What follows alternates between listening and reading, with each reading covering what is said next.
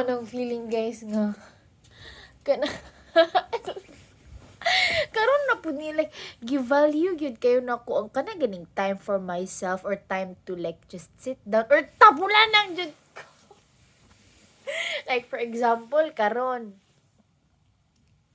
na ay namoy ko klase tas nakoy klase murag I don't know, para nako paspas na kayo ang oras manggod karon good. Like for example karon, nagkuan ko karon. Sunod ani pagtanan ako sa time alas 2 na.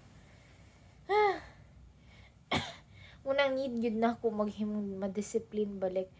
Kanang kabalo gani mo nang daghan ka kabalo kanang ay nako explain pero feeling nako kanang gi-prioritize kayo nako ang kanabitang moment nga makapahulay ko. Ano nako karon taka laman jud ka uy di magi ka matulog og sayo bitaw like for example pag dukaon ko matulog jud ko guys tas karon nata ko klase 5 to 6 nako si klase 5 to 6 unya ang amo ang tigom kay 7 so ang gikan karon alas 2 na batag alas 2 karon ako na nang githink nga pahuway unta na nako ang actually alauna man ko naka-think nga maka-alauna padulong alas 5 pahoy na nako. Tas nayo sa ka-errand nga nalimot ko buhaton. Ay actually wala nalimot buhaton merg. Ko alam siya ba murag kanang need siya buhaton. So akong gibuhat kigo dili na ko ani makapahula like ako na nakuan nang ako ang kuan kanang nag-think mo ko lang mo pud answer gud oy kini man gid gurong walay answer sa tigo. Pamamay guro ni. Unya nagsige na ko gigani, wala ko nagbasa. Like what do you mean?